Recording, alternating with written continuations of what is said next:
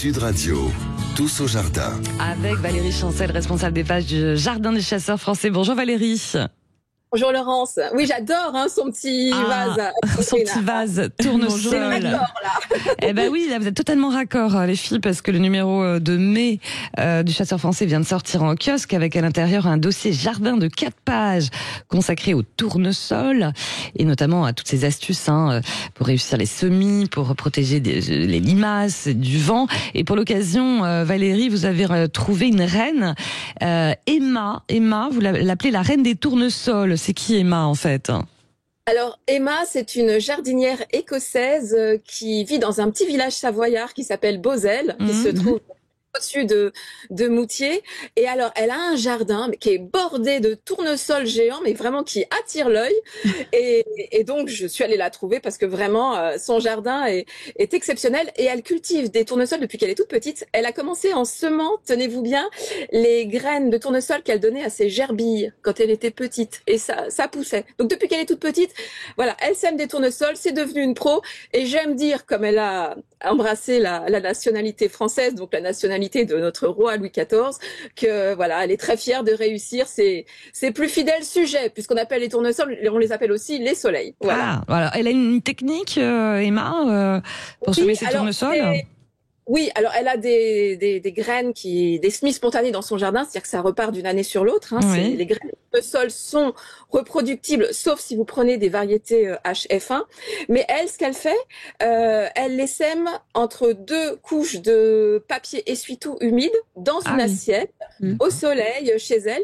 Et une fois que les plantules ont levé, donc elles vont déchirer le papier essuie-tout, quand elles font plusieurs centimètres, elle va les transplanter dans son jardin, ce qui permet de préserver déjà, quand les plantules sont tout bébés, les plantules des limaces, parce qu'elle en a énormément.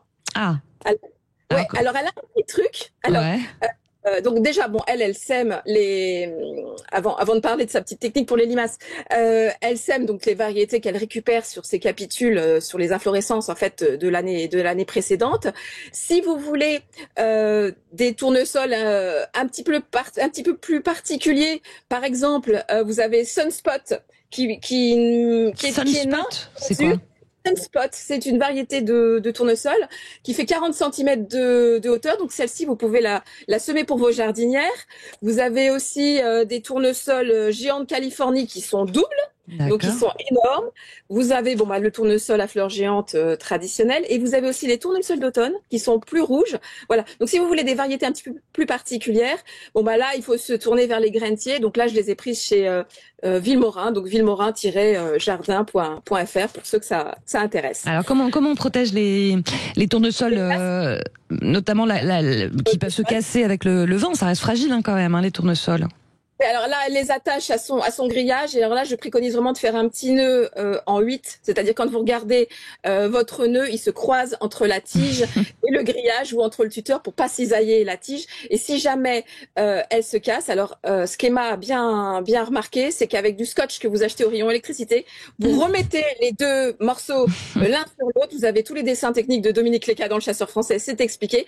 Et ça se ressoude. Et contre les limaces, Emma, elle a découpé sa descente de gouttière, elle a fait des tronçons de gouttière, ça fait comme des petits remparts qu'elle met autour de ses plantules, et c'est ça qui protège les plantules de l'appétit des limaces. D'accord. Sandrine Debruyne vous écoute avec grande attention, Sandrine. Oui, parce que les limaces étaient fans des tournesols, mais...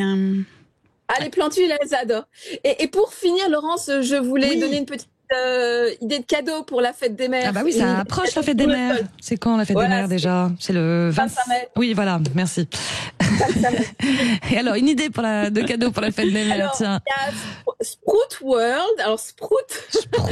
En anglais, ça veut dire germer. Donc, Sprout World, qui s'est associé à une marque ukrainienne de maquillage qui s'appelle ProVG, et viennent de sortir une édition limitée de crayons de maquillage, d'eyeliner noir, qu'on peut planter une fois qu'il est terminé. On peut le planter dans un pot de fleurs, et comme l'extrémité du crayon contient des petites graines, vraiment on le consomme jusqu'au bout, puisque le petit capuchon à l'extrémité se dissout, et donc le crayon se Elle connaît. Sandrine Debruyne dit je connais. Oui, ils ont commencé avec des crayons à papier, effectivement, ça fonctionne super bien, et ils déclinent avec des couleurs aujourd'hui. Même ils ont fait ça avec des crayons de couleur, donc pour les enfants, et je trouve que pour éduquer les petits à planter et avec les bons conseils de Valérie, je trouve que c'est génial comme idée. Eh ben voilà.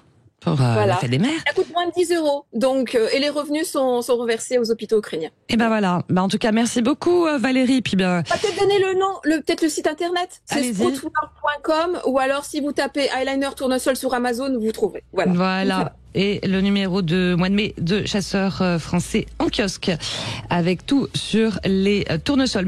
Merci Valérie, Chancel. À très vite et merci Sandrine.